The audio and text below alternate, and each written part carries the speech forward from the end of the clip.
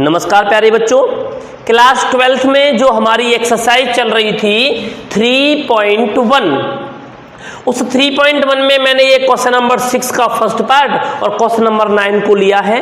और मैंने इस क्वेश्चन को इसलिए कराने का प्रयास किया है क्योंकि मैंने बताया था कि अगर दो मैट्रिक्स इक्वल में हो और दोनों मैट्रिक्स के अगर ऑर्डर सेम हो तो आप उनके एलिमेंट की कंपेयरिंग एलिमेंट वाइज एलिमेंट कर सकते हो।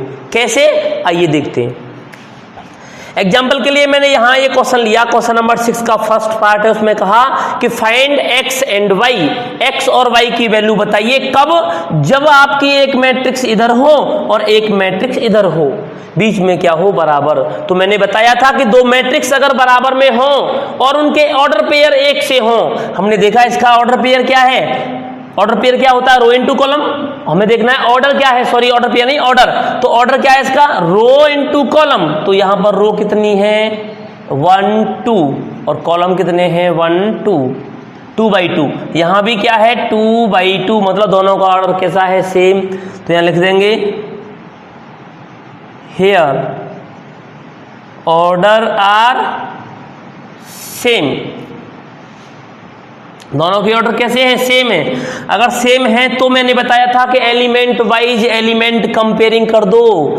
पहला एलिमेंट इसका तो बराबर किसके होगा, दूसरे वाले के पहले एलिमेंट के। मतलब कहने का हो गया कि y इक्वल टू कितना आ गया प्यारे बच्चों 4। ऐसे ही 3 किस, और यहाँ क्या है z, तो मैं z भी लिख दूं।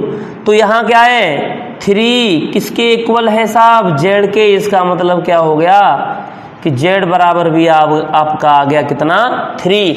ऐसे ही ये क्या है x, और इसका पहला क्या है 1, मतलब x बराबर क्या हो गया 1। यहाँ पर कोई कंपेयरिंग करने की जरूरत नहीं क्योंकि यहाँ दोनों कांस्टेंट हैं, हमें तो केवल वेरिएबल्स की वैल्यू बतानी थी। तो प्यारे बच्चों इस तरीके से x y z की वैल्यू आ गई। इसी क्रम में अगर हम क्वेश्चन नंबर 9 को देखें तो 9 में क्या दिया है कि पहली बात तो दोनों के ऑर्डर सेम होने चाहिए। हमने देखा यहाँ रो क्या है 2 इंटू कॉलम कितने हैं 2, ऐसे ही रो कितनी है 2, कॉलम कितने हैं 2, मतलब 2 by 2, 2 by 2, order are same.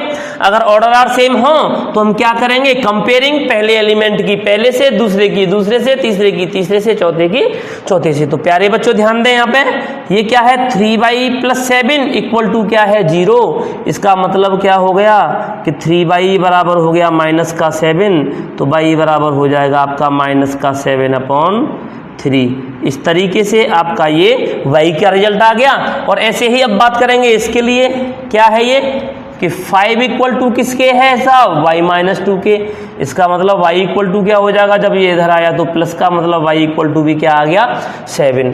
मतलब हमें केवल x और y निकालना था तो आ गए।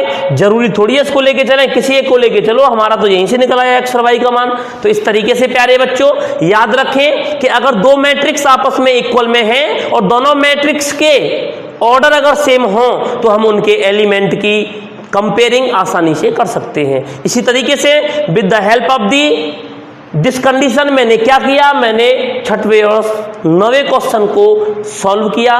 प्यारे बच्चों इसी तरीके से बाकी के रिमेनिंग पार्ट आपकी बुक में दिए हुए हैं, आप भी उन्हें आसानी से कर सकते हैं। धन्यवाद।